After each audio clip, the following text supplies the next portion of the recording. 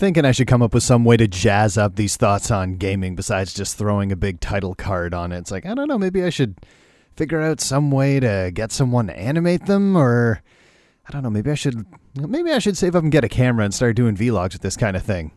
Maybe I should just do vlogs anyways on top of that. I don't know. I'm getting off topic here. Anyways, hey, hope your day's going great. This one is actually about something that I've been thinking over for the last couple months, which is pre-orders, because I mean, this is a Let's Play channel and there's gaming involved, obviously. So the idea of pre-orders is always kind of hovering in the ether, and it's something that I really don't like at all. It used to be that I was totally jazzed about them because most of the pre-orders that I got were pretty cool. Mind you, this was back when the PS3 was a lot more prevalent, and the kind of games that I pre-ordered were, let's see, Rage, which, mixed feelings about the game, but overall I really enjoyed it. Let me see. Did I pre-order Red Dead Redemption? No, I just picked that one up. Awesome game all the same, though. But I think after I played Dead Space 1, it was Dead Space 2 and 3. I feel like I'm forgetting another one in there somewhere.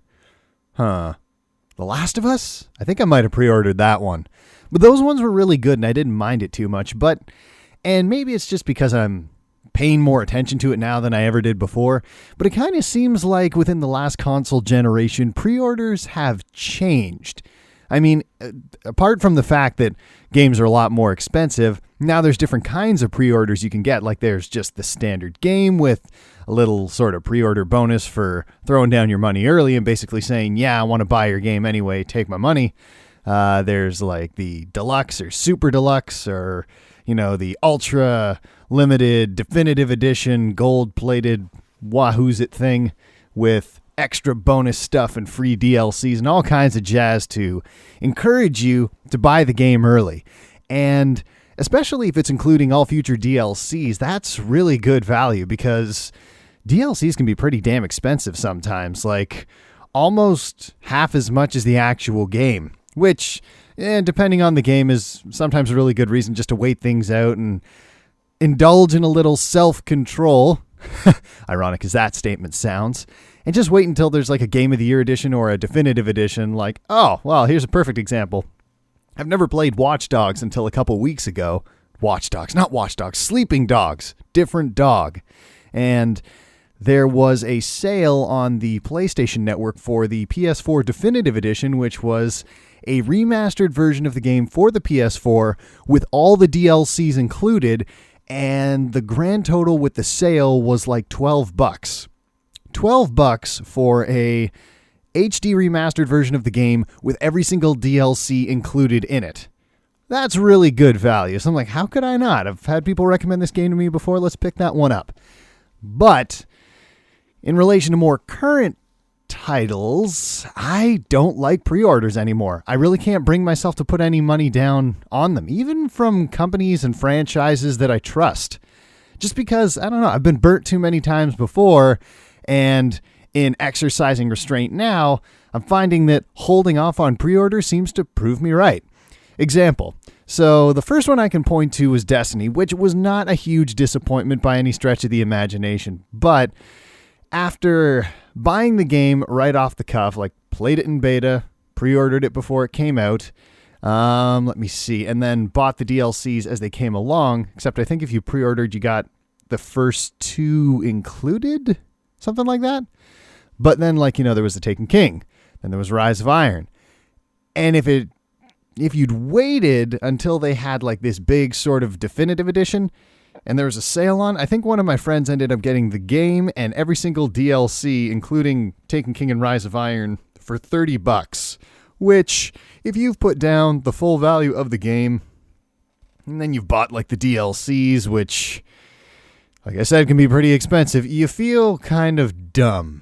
I mean, you got to enjoy the game early on and take part in a lot of things that, like, event-wise, it may not happen anymore. And plus, there's that kind of pride in being like, I was here from the beginning, and all you young friggin' avatars are coming on in here with your cheap gear. And and your exotics that you're putting motes of light into. I remember a time when we needed to get energy cubes and hunt down different kinds of materials to upgrade our legendary gear, not like you do now. Anyways, I'm getting sidetracked. Point being, pre-orders are weird to me and not really economical or sensible anymore. Unless you're 100% stoked and you're totally like obsessed with the franchise that you're pre-ordering, in which case you'll be happy no matter what, more than likely.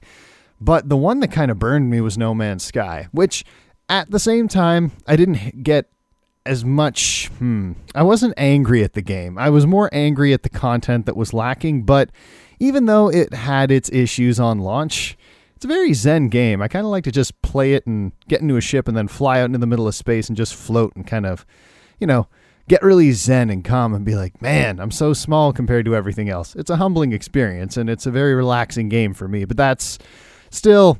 The pre-order was kind of like, okay, I put some money down on you and this is what I got. I'm not really feeling it. And then most recently with Mass Effect Andromeda. Love the Mass Effect series. Was stoked for Andromeda. Was about to put money down, then just went, now wait, hold on a second here. The last time you've done this, it didn't really pan out. Tell you what, why don't you hold on to that 80 plus bucks?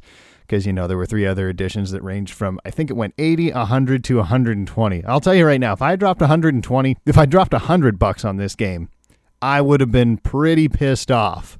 But that aside, I'm saying to myself, okay, how about you hold on to your money, wait this out, see what it looks like when it comes out on launch. It looks nice. There's a lot of good things being said about it, and what they plan to do with it sounds interesting, and it's Mass Effect, so come on.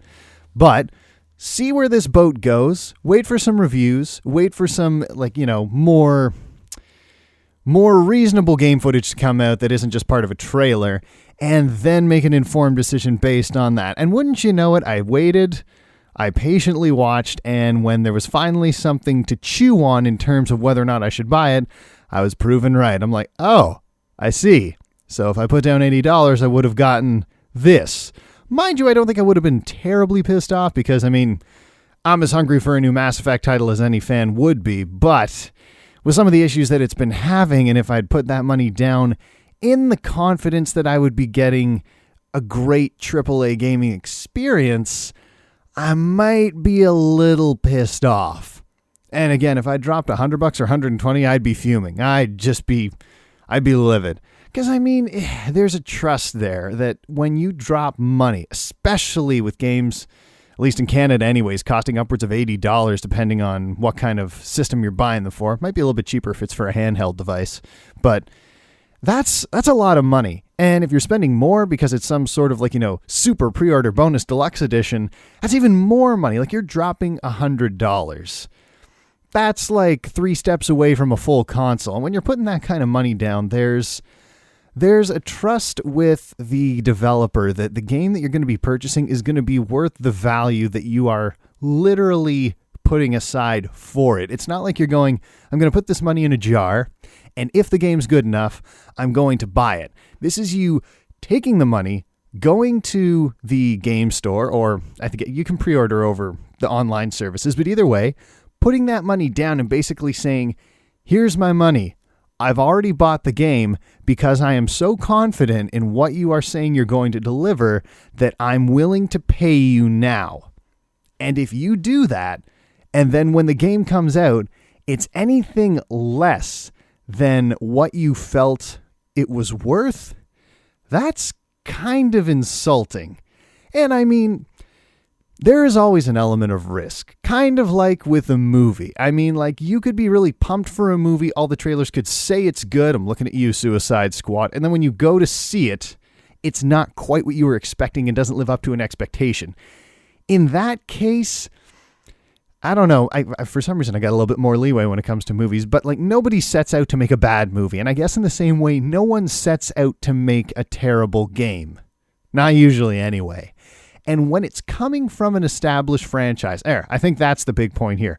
When it's coming from an established franchise that has a reputation for producing really good titles, there's an expectation that what you're going to get is going to be, at the very least, as good as the games that came before it, and or better than the ones that came before it.